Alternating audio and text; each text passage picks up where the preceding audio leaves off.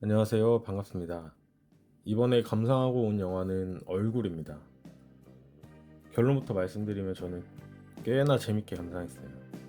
사실 이 영화가 극장에서 상영 중일 때는 개봉한지를 몰랐어요. 제가 이렇게 세상을 잘 안 보고 사는 건지 개봉한 것 자체를 몰랐다가 상영이 거의 끝나갈 때쯤에서 알게 돼서 결국에는 극장에서 못 봤거든요. 그러다가 이게 넷플릭스에 뭐 볼 거 없나 하고 둘러보다가 얼굴이 이 넷플릭스에 공개되었더라고요.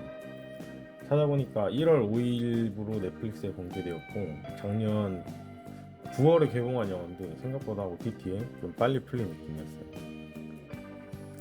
이제부터 스포일러 없이 영화를 보며 느낀 점 위주로 한번 얘기를 해볼게요. 영화의 기본적인 설정은 이렇습니다. 시각장애를 이겨내고 성공한 도장 장인으로 유명한 영규, 그리고 그 아들 동안. 이 부자는 방송국 다큐멘터리 촬영을 하고 있는 상황입니다. 그러던 어느 날 경찰로부터 전화 한 통이 걸려옵니다.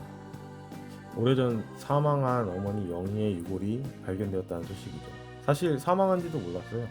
그냥 실종되었다, 집을 나갔다고만 생각했는데 어머니 영희가 유골로 돌아옵니다. 그 사건을 계기로 취재거리를 놓치지 않으려는 방송국 PD 수진과 아들 동환이 함께 어머니의 죽음을 얽힌 진실을 파헤쳐 나갑니다. 제가 이 영화를 보면서 가장 강하게 들었던 생각은 이 감독이 사람한테 많이 질려 있구나 라는 생각이었어요.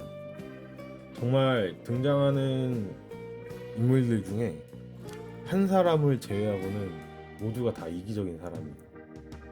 표현이 좀 거칠 수도 있지만 저는 보면서 계속 쓰레기들만 나온다라는 생각이 들었어요. 착한 척하는 쓰레기, 돈에 미친 쓰레기, 성과와 결과에만 집착하는 쓰레기. 정말 쓰레기장입니다. 포스터만 봤을 때도 영화가 좀 어둡겠다라는 느낌을 받았는데 막상 영화를 보니까 생각했던 것보다 훨씬 더 음울하고 불편한 이야기였습니다. 등장인물들을 보다 보면은 자연스럽게 마음이 불편해집니다. 나도 누군가의 기억 속에서는 저런 얼굴로 남아있는 건 아닐까라는 생각도 들고요. 그래서인지 영화를 보면서 이 감독은 사람을 참 많이 미워하는구나 라는 인상이 강하게 남았습니다. 또 연기 얘기를 해보면은 박정민 배우가 1인 2역으로 등장을 합니다. 원래 연기 잘하는 배우라는 거는 뭐 누구나 알지만 이번 작품에서 지금까지 보여줬던 연기 톤과는 꽤 다른 톤의 연기를 보여줬다고 느꼈어요.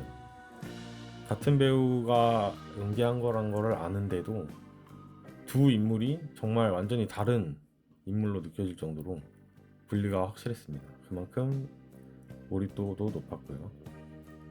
개인적으로 인상 깊었던 또 하나의 지점은 그 영희라는 인물의 말투였습니다.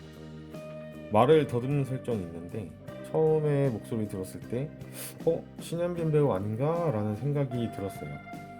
근데 영화를 다 볼 때까지 확신은 못했거든요. 근데 영화 끝나고 나서 찾아보니까 신현빈 배우가 맞더라고요. 영화 어떤 살인에서도 언어장애가 있는 캐릭터로 나왔고 반가반가에서도 언어의 표현이 제한된 그 외국인 인물로 나왔거든요. 그래서 그 특유의 톤이 좀 반가웠던 것 같아요.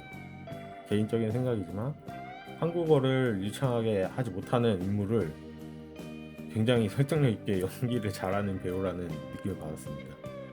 그래서 더 인상 깊었어요.